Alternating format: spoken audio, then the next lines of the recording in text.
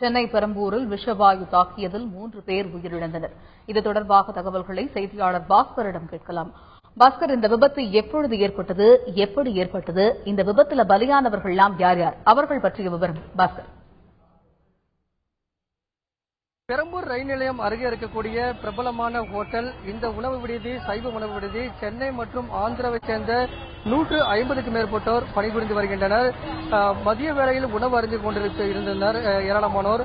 அந்த நேரத்தில் இந்த ஹோட்டலுக்கு பின்புறம் இருக்கக்கூடிய கழிவுநீர் தொட்டியை சுத்தம் செய்வதற்காக இங்கு பணிபுரியக்கூடிய ராமகிருஷ்ணன், சங்கர், சதீஷ் முதலாவதாக ராமகிருஷ்ணன் உள்ளே இறங்கி கழிவுநீரை சுத்தம் செய்வதற்காக முற்பட்டுள்ளார். அப்போது விஷவாயு தாக்கி அவர் உள்ளேயே மடிந்து விடுகிறார். உடனடியாக சங்கர் மற்றும் சதீஷ் அவர்கள் இருவருமே உள்ளே இறங்கி பார்ப்பதற்காக இறங்கும் போது அவர்களையும் விஷவாயு தாக்கியதன் காரணமாக 3 பேரும் சம்பவ இடத்திலேயே உயிரிழந்தனர். இதையடுத்து வியாசர்பாடி மற்றும் பெரம்பூர் தீயணைப்புத் துறையினருக்கு தகவல் கொடுக்கப்பட்ட அடிப்படையில் அவர்கள் விரைந்து வந்து பார்க்கும்போது உள்ளேயே மடிந்த நிலையில் இருந்தார்கள். அந்த 3 பேரும் ராமகிருஷ்ணன், சங்கர், சதீஷ் இந்த ஹோட்டலில் பணிபுரியக்கூடியவர்கள். அவர்கள் பரிசோதித்து பார்த்தார்கள். அப்போது உடனடியாக மருத்துவ குழுவும் உடன் இருந்தார்கள். அவர்களை பரிசோதனை செய்து பார்த்தபோது 3 பேரும் விஷவாயு தாக்கி உயிரிழந்தது தெரிய வந்ததை அடுத்து தொடராக காவல்துறையினர் இங்கு வரவழைக்கப்பட்டனர். உடனடியாக இந்த ஹோட்டல் மூடப்பட்டது. விஷவாயு தாக்கி 3 பணியாளர்கள் இந்த ஹோட்டலில் பின்புறம் இருக்கக்கூடிய கழிவுநீர் தொட்டியை சுத்தம் செய்யும் போது விஷவாயு தாக்கி உயிரிழந்திருக்கின்றனர். இந்த ஹோட்டலுக்கு சொந்தமான கழிவுநீர் தொட்டி அடைப்பு ஏற்பட்டிருக்கிறது. அந்த கழிவுநீர் தொட்டியை சுத்தம் செய்வதற்காக ராமகிருஷ்ணன் இந்த ஹோட்டலில் பணிபுரியக்கூடிய பணியாளர் அவர் உள்ளே இறங்கினார். அவர் விஷவாயு தாக்குதலை அடுத்து உயிரிழந்ததை அடுத்து உடனடியாக சங்கர் மற்றும் சதீஷ் உள்ளே இறங்கி பார்த்த போதும் அவர்களையும் விஷவாயு தாக்கியது. இதன் காரணமாக மூவருமே கழிவுநீர் தொட்டிலேயே மடிந்துவிட்டனர். இதையடுத்து காவல்துறைக்கு தகவல் கொடுக்கப்பட்டது. தீயணைப்பு துறையினர் வந்தார்கள். 108 அவசர ஊர்தியும் வரவழைக்கப்பட்டது. மருத்துவ குழு உள்ளே சென்று பார்த்தபோது அவர்கள் மடிந்த நிலையில் உயிரிழந்த நிலையில் இருந்தார்கள். இதையடுத்து அவர்களுடைய உடல் பிரேத பரிசோதனைக்காக கீழ்ப்பாக்கம் மருத்துவமனைக்கு அனுப்பி வைக்கப்பட்டிருக்கிறது. பாஸ்கர், இந்த மூவரும் எந்த பகுதியைச் சேர்ந்தவர்கள்? இவருடைய இறப்பு குறித்து அவருடைய உறவினர்களுக்கு தகவல் தெரிவிக்கப்பட்டிருக்கிறதா பாஸ்கர்? இந்த ஹோட்டலில் 150க்கும் மேற்பட்ட பணியாளர்கள் பணிபுரிந்து வருகின்றனர். சென்னை மற்றும் ஆந்திராவைச் சேர்ந்த பணியாளர்கள் பணிபுரிந்து வருகின்றனர். ராமகிருஷ்ணன், சங்கர் மற்றும் சதீஷ் மூவருமே இந்த ஹோட்டலில் பணிபுரியக்கூடிய பணியாளர்கள். கழிவுநீரை தொட்டியை சுத்தம் செய்வதற்காக உள்ளே இறங்கிய போதுதான் விஷவாயு தாக்கி உயிரிழந்திருக்கின்றனர். இவர் உறவினர்களுக்கு தற்போது தகவல் கொடுக்கப்பட்டிருக்கிறது. காவல்துறை உடனடியாக வழக்கு பதிவு செய்திருக்கின்றனர். உடனடியாக இந்த ஹோட்டல் மூடப்பட்டிருக்கிறது. 1 மணி அளவில் இந்த சம்பவம் நடைபெற்றது. அப்போது கழிவுநீர் தொட்டியில் விஷவாயு தாக்கி உயிரிழந்து அப்போது இந்த ஹோட்டல் மூடாமல் தொடர்ந்து இந்த ஹோட்டல் செயல்பட்டு வந்தது. இதன் காரணமாக இந்த பொதுமக்கள் இங்கு குறும்பினார்கள். இந்த சம்பவத்தை அறிந்தவுடனே இருந்தபோதும் ஹோட்டல் எந்தவிதமான நடவடிக்கையாகவும் இந்த ஹோட்டல் மூடப்படவில்லை. கழிவுநீர் தொட்டியிலிருந்து அவருடைய உடல்கள் 3 பேருடைய உடல்களும் வெளியே எடுத்து வரும்போதுதான் இங்கு அமர்ந்து சாப்பிட்டுக் கொண்டிருந்தவர்களுக்கு அதிர்ச்சி ஆனார்கள். உடல்கள் வெளியே எடுத்து செல்லும் போது இங்கு இருக்கக்கூடிய உணவரு வந்தவர்கள் அதிர்ச்சியானார்கள். உடனடியாக காவல்துறையினர் இந்த ஹோட்டலை மூடும்படி உத்தரவிட்டனர்.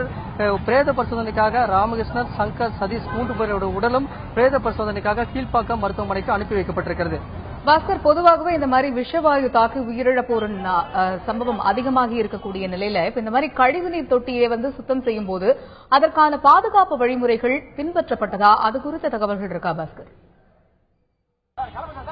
பெரும்பாலும் மாநகராட்சி பணியாளர்கள் தேவையான அனைத்து விதமான உபகரணங்களை கொண்டுதான் கழிவுநீர் தொட்டியை சுத்தம் செய்ய முயற்சிப்பார்கள். ஆனால் இந்த ஹோட்டலில் பணிபுரியக்கூடிய பணியாளர்களே கழிவுநீர் தொட்டியில் ஏற்பட்டக்கூடிய அந்த அடைப்பை சரி செய்வதற்காக உள்ளே இறங்கியிருக்கின்றனர்.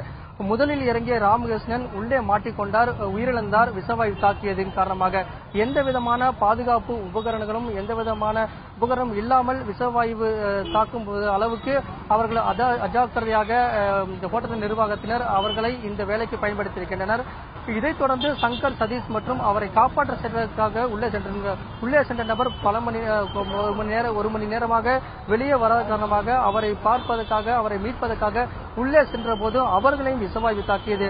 தீயணைப்புத்துறையினரிடம் பேசும்போது இந்த மாதிரி கழிவுநீர் தொட்டியில விஷவாயு தாக்கக்கூடிய வாய்ப்புகள் அதிகமாக இருக்கிறது. தொட்டி வந்து நீண்ட நாட்கள் மூடியிருக்கும் நிலையில கழிவுநீரில் இருக்கக்கூடிய அந்த விஷவாயு எப்போது வேணாலும் வெளியாகக்கூடிய வாய்ப்பு இருக்கிறது.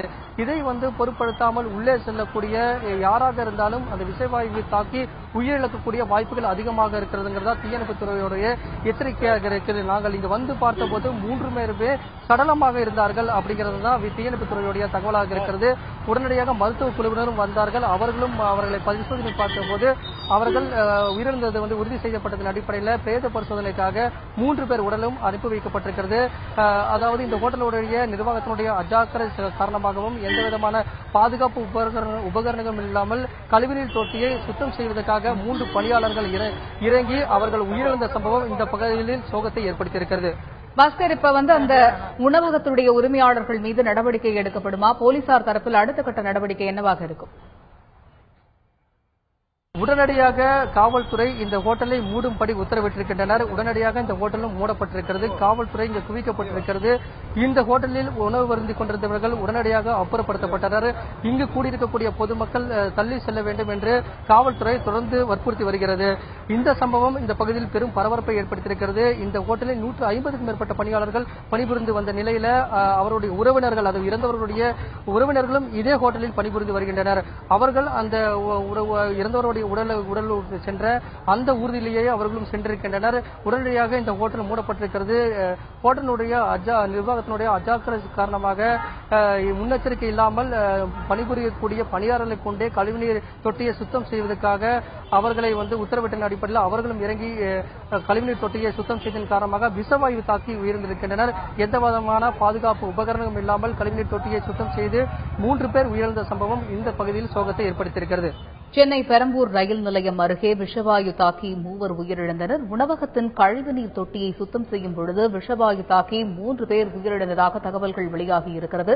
இது தொடர்பான கூடுதல் தகவல்களை களத்தில் இருந்து எமது செய்தியாளர் பாஸ்கர் வழங்க பார்த்தோம்.